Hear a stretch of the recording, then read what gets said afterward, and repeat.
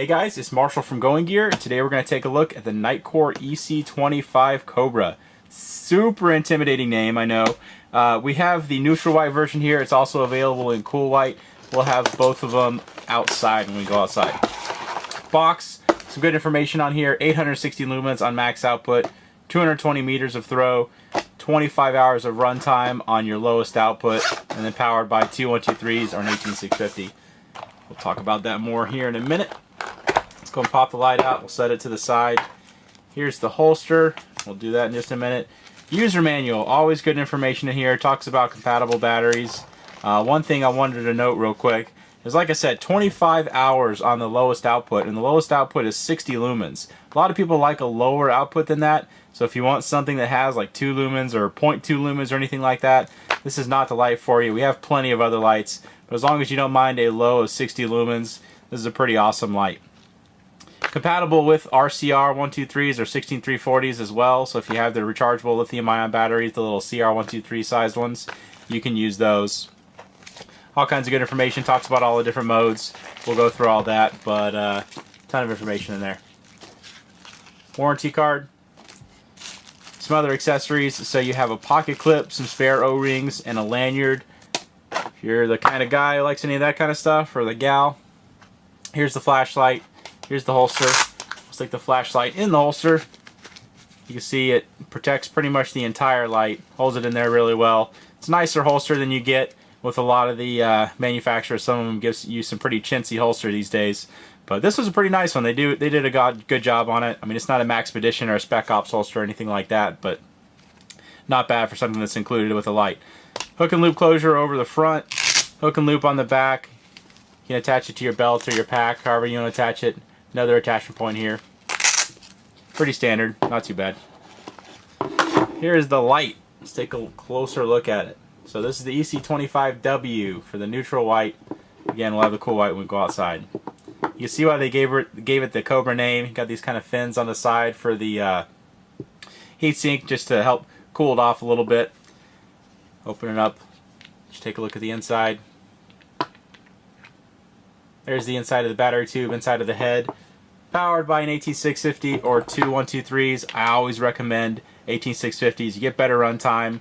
Some lights you get better output, but you pretty much always get better runtime, especially compared to RCR 123s, and pretty much always compared to CR 123s. Indicator ring around the LED. When you first put the battery in there, it's going to flash and show you the voltage of the battery, and then it's going to flash every now and then while you have the battery in there, just to let you know where it is. There is a lockout. I prefer to just go like that and just loosen up the battery tube a little bit, and it'll turn it off because it's going to break the connection. But it's kind of nice. You know, you have this in the dark, you have it by your bedstand or somewhere like that, as long as you don't mind the flashing. It's nice to know where it is. Helps you find it pretty easily in the night. CREE XML LED, smooth reflector. It's not a massive light, and it's a pretty decent size LED, so it's not going to give you huge throw, but still 220 meters and a nice compact handheld light. Not too bad at all. Just the side switch on this, no rear switch, only the side switch. If you would like this with the side switch and the rear switch, they have the P25, which is a pretty similar light, a little bit larger, but it has the side and the rear switch if you like that rear switch. Alright, let's talk about the interface on the EC25. I've had some people say it's overly complicated. I really don't think it is. If you can use your iPhone or use any digital camera these days, same kind of concept on the switch. It's really not that bad. If you're looking for something super simple, that is not this light. You know, it's the same interface as the tiny monsters. They're big monster lights. I think it's pretty easy to use, but if you're looking for super simple, you know, 1 or 2 modes, that's not this light. That said, as you'll see, it's pretty easy to figure out. So, 2-stage switch. So you do the half press. It'll turn the light on into the general lighting mode. Keep on doing those half presses. You'll see it's going to cycle through your different outputs. Click it fully to turn it off.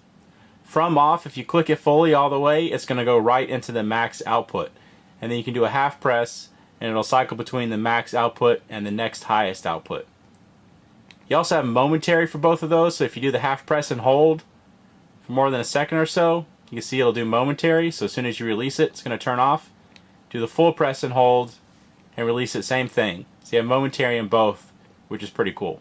You also have some flashing modes, so if you ever turned on, do a full double click, It's going to go into strobe, and then do a full press and hold, and it'll go into SOS and keep on holding it. And you also have a beacon mode, and when you see the one you want, just let go and it'll stay in that mode. And if you turn it off, turn it back on, it's going to come back into the regular illumination constant output mode. If you want to get back into the flashing, you need to do that double click again. You also have a lockout, so if you have it turned on, press and hold that switch into one of the regular illumination modes, not the strobe obviously, because you saw what that did. It's going to go into lockout. You see it flashing, it's going to flash and let you know the voltage of the batteries, and then it's going to stop flashing. Drains very, very minimal power. It's nice if you're going to put it in the pack and you don't want to loosen the battery tube for whatever reason. You can go ahead and lock it out. Like I said, I prefer to just loosen the battery tube, but there is the option of using the button as well. When it's drained, or when it's doing the regular flashing, so if you don't have it in lockout, it's still drawing very minimal power. I've left this on my desk for weeks and it still works, so it's not like it's going to drain it overnight or anything like that. But if you want it to drain minimal, you can do the lockout. To get it out of the lockout, just press and hold all the way and it'll go right back out of the lockout. So that's the interface. Let's go over it again real quick. Do a half press, it'll turn it on into the lower outputs. Keep on doing those half presses. It'll cycle between the different outputs, and does have a memory for those. So if you turn it off, turn it back on, it's going to have a memory. And then you have momentary for that as well. So do press and hold, you've got the momentary. Full click, it's going to be max output. Half click, going to go into the between the highest and the next highest. Full click will turn it off. Full press and hold, you have your momentary. Release to turn it off. Then when it's on, double click and you have strobe. Press and hold while it's in strobe and it'll go into, whoops, did it wrong. Let's try that again. Alright, so we've got it in strobe, do a press and hold, and then it'll go into your SOS and your beacon modes, and you just let go when you see the one you want. And so that's it for the interface. We're going to go ahead and take this outside, and we'll take the cool white one as well, so you can see how the EC25 does outside. Alright, we're outside with the E25. It's or EC25, sorry. You can see it's letting us know right where it is. Mag light serving as a control like it always does. Little bush 15 feet. Tree out there at 100 feet. Same as it always is. Everybody's seen the mag light. Everybody knows how mag light does. So this is what a modern LED and some more money will get you. So that is that little bush, 15 feet. Tree out there at 100 feet. You see obviously a huge difference. We're talking about decades worth of technology difference. And of course more money. Not too much more. Pretty reasonable prices these days on the high-end LED stuff. But we'll shine it around. I'll show you some of those lower outputs. Still not too bad. You can see even on the lowest output you get decent distance out of this. And of course a lot better battery life. More appropriate for up close kind of stuff. Obviously going to light up the ground in front of you. Inside tight spaces. You don't want to have that max output. It's going to be kind of blinding in confined spaces. So drop it down to the lower output, get better battery life. Don't blind yourself. It's good to have multiple modes. Okay, I have the neutral white out here as well, so we're going to have it on the right, cool white on the left. We'll shine those around just so you can see the difference in the colors. Slightly lower output, it's something like 15% lower output. But I've been liking them lately. You know, a little bit warmer output. Been warming up to it. Sorry, really bad joke. But it's kind of nice. A little bit better colors. A little bit more pleasing to the eye, but it is lower output. Cool white is by far more popular for us. Alright, let's try out a longer distance with that cool white. Got some more distance to work with EC25. Here's the 40 mag light first. Makes it out to the tops of those trees. They're about 100 yards away. Okay, not great. Older light, older technology. You don't expect it to get out there. I just use it because everybody knows it. Here's the EC25. There you can see. Makes it out there pretty well. Pretty compact light. It's not going to get out there like our super throwers or multi-LED lights will, but it's a lot more compact. Something you can carry around on an everyday basis. Still does pretty darn well. Shine it around.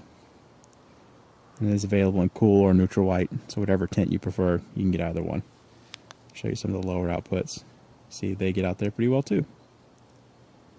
Okay, so that is the Nitecore EC25. If you like it, available in cool or neutral white. You can buy them both, goinggear.com. If you have any questions or comments, you can reach us in the comments or at goinggear.com. If you like the video, be sure to subscribe. We put out a ton of flashlight and other gear videos, have other channels as well, and we are doing shorter reviews, so we'll upload them both at the same time. So if you want to see the long one or the short one, either one. Thanks for watching. What do you think? Pretty neat?